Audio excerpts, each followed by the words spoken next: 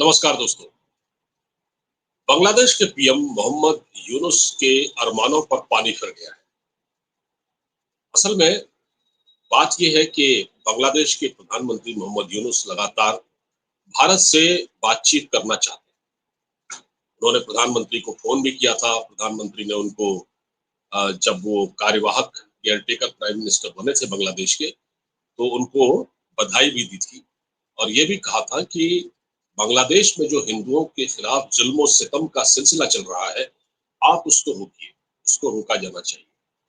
तो उसमें उस वक्त मोहम्मद यूनुस ने कहा ठीक है, हम कोशिश करेंगे, लेकिन ऐसा हुआ नहीं और लगातार बांग्लादेश में भारतीय हिंदुओं के खिलाफ जुल्म सितम का सिलसिला जारी है, अभी भी जारी है।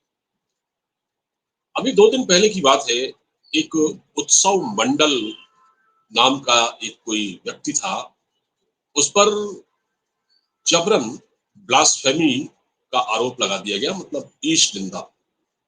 जैसे ईश निंदा आपने अक्सर सुना होगा, पाकिस्तान में ईश निंदा कानून कितना खतरनाक है।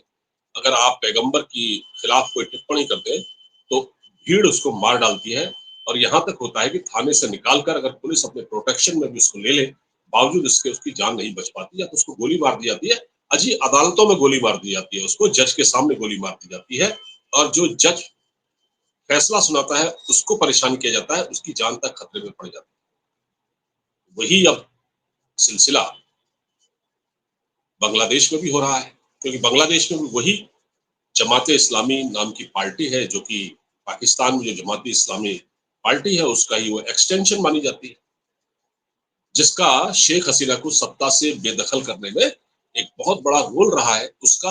और Bangladesh BNP, Bangladesh nationalist party का, जिसकी प्रेसिडेंट खालिदा जिया है। अब हुआ क्या है दोस्तों कि बांग्लादेश में जब से शेख हसीना का तख्ता पलटा है, तब से बांग्लादेश में कट्टरपंथियों का मोहम्मद यूनुस पर दबाव है कि उनको वापस लाया जाए। लेकिन कोई भारत उनके कहने पर तो शेख हसीना को वहां भेज नहीं देगा। और अभी बीच में धमकी दी थी बांग्लादेश के प्राइम मिनिस्टर ने कि शेख हसीना चुप रहे, अपना मुंह बंद रहे रखें, जब तक कि उनका प्रत्यर्पण नहीं होता, उनकी प्रत्यर्पण की ऑफिशियली कोशिश नहीं की जाती, वो अपना मुंह बंद रखे। तो भारत को इस बात का बुरा लगा। भारत ने उसको एक चुनौती के रूप में लिया है और अगर मोहम्मद यूनुस ये सोचते हैं कि वो कहेंगे और भारत सरकार भेज देगी, उनको प्रत्यर्पित कर देगी, तो एक गलतफहमी है उनकी। कई चीजें हैं जिस तरह से बांग्लादेश में हालात जो बने हैं, पूरा मुल्क कट्टरपंथियों के हाथों में है और रेडिकल एलिमेंट हावी है सत्ता के ऊपर। मोहम्मद यूनुस ने इससे पहले कभी सियासत तो की नहीं, वो तो नोबेल प्राइज विनर है, पेरिस में रह रहे थे, लेकिन वो डीप स्टेट कहते हैं ना जिसको, डीप स्टेट के आदमी है। डीप स्टेट का जो स्टूज होता है, गुर्गा जिसे कहते हैं, वो है।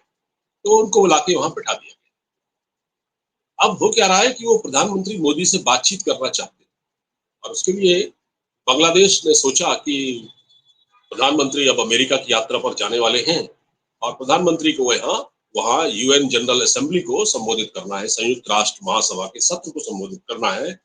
तो ये माना गया कि कहीं अगल बगल में किसी जगह पर मोहम्मद यूनुस उनसे मुलाकात कर लेंगे। लेकिन फिर मोहम्मद यूनुस ये चाहते थे, बांग्लादेश की सरकार से की ओर से ये स्टेटमेंट आया, उनकी तरफ से ये इच्छा जाहिर की गई कि मोहम्मद यूनुस प्रधानमंत्री से 1-to-1 बातचीत करें, एक बातचीत फिक्स कर ली जाए और वो बातचीत करें। तो ये साफ था कि उस बातचीत में बांग्लादेश के जो प्रधानमंत्री हैं वो कुछ और बात तो करते ही करते, साथ ही वो ये भी कहते हैं कि शेख हसीना को हमको सौंप दीजिए, जो वो कह रहे हैं लंबे समय से। उनको ये लगता था कि वहां वो प्रधानमंत्री के सामने जाके ये मांगे उठा देंगे। लेकिन जिस प्रकार से मोहम्मद यूनुस के स्टेटमेंट आए हैं, उन्होंने शेख हसीना को चुनौती दी और भारत सरकार पर ये आरोप लगाए गए कि भारत में मोहम्मद यूनुस को टारगेट किया जा रहा है और जो मोहम्मद यूनुस के अलावा जो इस्लामिस्ट हैं, उनको उनके उनको उनके बारे में उनकी क्रिटिसाइज किया जा रहा है, उनको निशाने पर लिया जा रहा है। लेकिन जो शेख हसीना है उसके प्रति भारत का रवैया थोड़ा सॉफ्ट है। आप समझे मेरी बात? मतलब शेख हसीना के प्रति भारत का रवैया सॉफ्ट है, लेकिन इस्लामिस्ट की वहां पर आलोचना की जा रही है। तो ये बात जब भारत के संज्ञान में आई तो भारत सरकार नाराज है इसको लेकर, और वो अब बातचीत करना तो दूर। अब खबर ये आई है कि जो यूएन जनरल असेंबली में प्रधानमंत्री का जो भाषण होना था, फिलहाल अब वो भाषण नहीं होगा। इससे ये साफ है कि जब वहां उनका भाषण ही नहीं होगा, तो प्रधानमंत्री की और यूनुस की, मोहम्मद यूनुस की, बांग्लादेश के एडवाइजर या केयर टेकर प्राइम मिनिस्टर जो भी कह सकते हैं, उनकी बातचीत नहीं होगी। तो इससे क्या हो गया है, जो बांग्लादेश की जो चाल है वो नाकाम हो गई है। शेख हसीना को पर दबाव की प्रत्यर्पण के लिए, दबाव डालने के लिए जो चाल, जो कोशिश की गई है, जो साजिश हो सकती थी, वो नाकाम हो गई है। अब प्रधानमंत्री तो वहां जा रहे हैं, उनको वहां पर दो लोगों कई जो उनके कार्यक्रम है उनसे इंडियन डायस्पोरा है, उसके अलावा दूसरे कार्यक्रमों में हिस्सा लेना है। तो उसके लिए वक्त, वो उसको अपना ज्यादा वक्त देंगे, और ऐसा भी नहीं हो सकता कि वो वहां कमला हैरिस से मिलने, क्योंकि वो अपने चुनाव अभियान में बिजी है। इसी तरह से ट्रंप साहब भी अपने चुनाव अभियान में बिजी है। इसी तरह से बाइडन से तो वैसे भी मुलाकात होने का कोई मतलब नहीं है। तो कहने का मतलब ये है कि बांग्लादेश को जो एक बहुत बड़ा झटका लगा है, और भारत ने मोहम्मद यूनुस की चाल को नाकाम कर दिया है। क्योंकि होता क्या कि जब प्रधानमंत्री वहां बैठते आमने सामने, तो जरूर इस तरह की बातें होती कि शेख हसीना को हमको लौटा दीजिए। तो न रहा बांस न बजेगी बांसुरी। तो इसको कुछ लोग ये कह रहे हैं कि इसके पीछे कुछ और भी एंगल हो सकता है। तो मुझे नहीं लगता कि इसके पीछे कोई और एंगल है। हाँ, ये जरूर है कि प्रधानमंत्री वहाँ के कुछ पॉलिटिशियन से भी मिल सकते हैं। और जिस प्रकार अमेरिका भारत में इंटरफेयर कर रहा है कश्मीर में, इसी तरह से आपने देखा होगा हैदराबाद में काउंसलेट के कुछ अधिकारी चंद्रबाबू नायडू से मिले, और कश्मीर में उमर अब्दुल्ला से मिले, जो पहले चुनाव नहीं लड़ना चाहते हैं, बाद में अमेरिकी राजनयिकों के कहने पर शायद उन्होंने चुनाव लड़ना स्वीकार किया। तो भारत में इस प्रकार किसान आंदोलन चला, और उसके बाद अभी कुछ समय पहले एक खबर आई थी कि किसान नेताओं को अमेरिकी दूतावास में चाय के लिए बुलाया गया।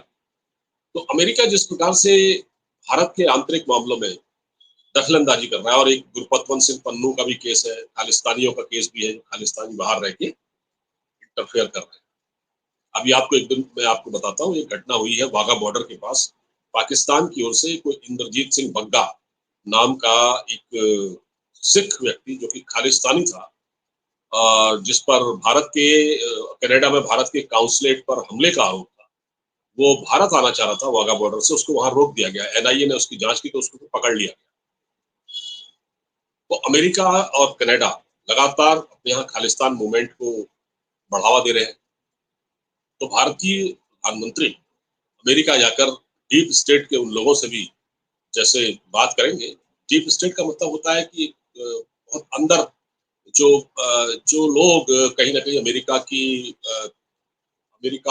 में बहुत ही एक घात टाइप के जो लोग होते हैं ना, जो सीआईए के भी लोग समझ सकते हैं आप उनको, विदेश मंत्री है वहाँ के, रक्षा मंत्री है, या जो ये कह सकते हैं कि डीप स्टेट है। उसमें जॉर्ज सोरोस भी वैसे डीप स्टेट का आदमी, लेकिन उससे थोड़ी बात होगी, उससे बात नहीं।